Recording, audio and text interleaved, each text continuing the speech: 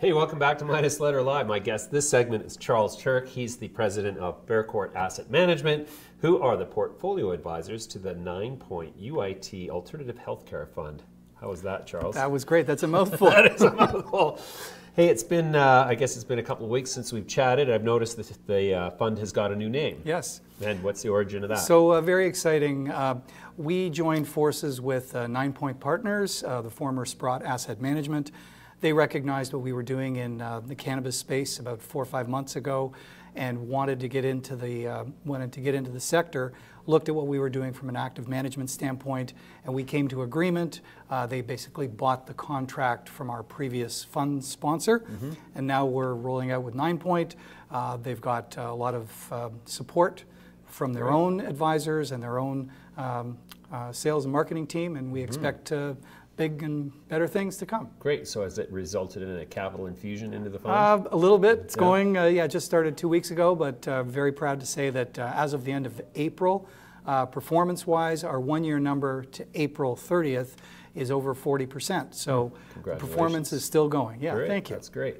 Okay, so we've been talking in our last few segments about some of the names that you think are, better chance of success of delivering a positive experience to its investors than others, to put it politely. Yeah, sure. And you mentioned a company that has jumped into the news recently as a result of a speculation on a potential takeover, merger, business combination, whatever it ultimately ends up being called. MedReleaf has been a long-term portfolio holding of yours, and a company that you've spoken very positively of. And we're not sure exactly the nature of what the potential transaction might be, but they're talking to Aurora. Sure. So yeah, you're right. We've owned MedReleaf since it went public almost a year ago, and the MedReleaf team is a very solid management team. They have executed on their business plan virtually perfectly, and they're a low-cost grower, even though they are an indoor producer. And that's really difficult to achieve because indoor grow is a little more expensive relative to greenhouse. So they've got a lower cost per gram while also producing a premium product. Sure. So terrific. The most recent quarter, they did have a little slippage in their cost per gram. It went up to $1.83. And that's funny because some growers aren't even down to $1.83. They had a partial, they had some expenses related to expansion at their Brantford facility. So temporarily their costs are up, but we expect that to be temporary and come back down to their $1.50 level, which were the previous quarters. Great. But more than just being efficient operators, they're innovators. They have a very global-oriented focus. They're the only Canadian company in the cannabis sector that's ISO 9001 as well as GMP certified. So ISO 9001 means very solid management practices, and then the GMP certification for export for pharmaceutical products. So they really hit on all aspects of their production. But they're also innovators. Right. Last year, MedReleaf was the first Canadian LP to launch oil capsules. They then came out, I think, the next month and launched a CBD topical cream. So 2 breakthrough products. So you've got very efficient operations, premium product, and now they're innovative as well. So we like them for both of those metrics. They have about 20% of the Canadian medical market. Patient growth is still quite strong. So they'll talk to you about that, will they? They won't tell. Neil won't tell me what's going on. Well, he says we don't disclose that. I don't give them a hard time about it. I want them to come back. That's right. No, that's right. They share selectively. Right. And they have a very strong research focus as well to support that medical focus. What's been surprising is that they have also looked at their rec strategy. Right. We know that the recreational market is going to open up soon. June 7th is the date when the Senate and House of Commons will be doing their final reading. And so how are the companies being prepared or readied for the recreational market? MedReleaf is holding right now, based on consensus estimates, they're holding probably the second largest inventory of product that will be available for the rec market, second only to Canopy. So talking about medical, talking about recreational. They're really firing on all cylinders. Sure.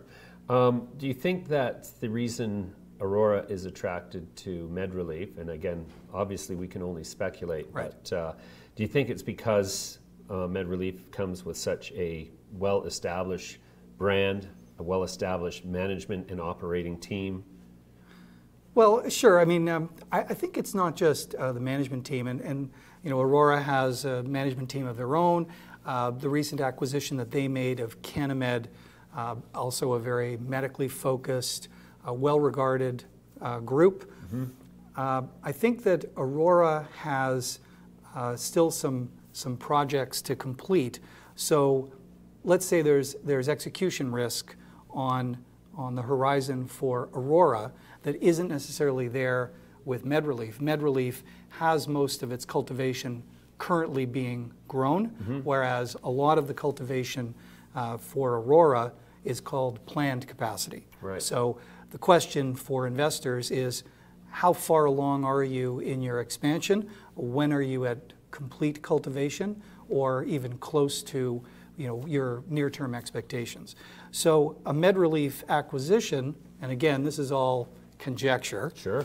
A MedReleaf acquisition for Aurora gives them more current product, obviously a premium product, and it gives them Eastern Canadian exposure. Remember, Aurora is the largest licensed producer in the West. Right. So it makes perfect strategic sense for Aurora to look at MedReleaf, wanting to be you know, more nationally diversified. Sure, sure. Okay, so you know, increasingly we sort of see that the media interprets what's going on in the cannabis space in Canada. They've categorized it more or less, for better or for worse, as Aurora and Canopy battling it out for right. global dominance in sure.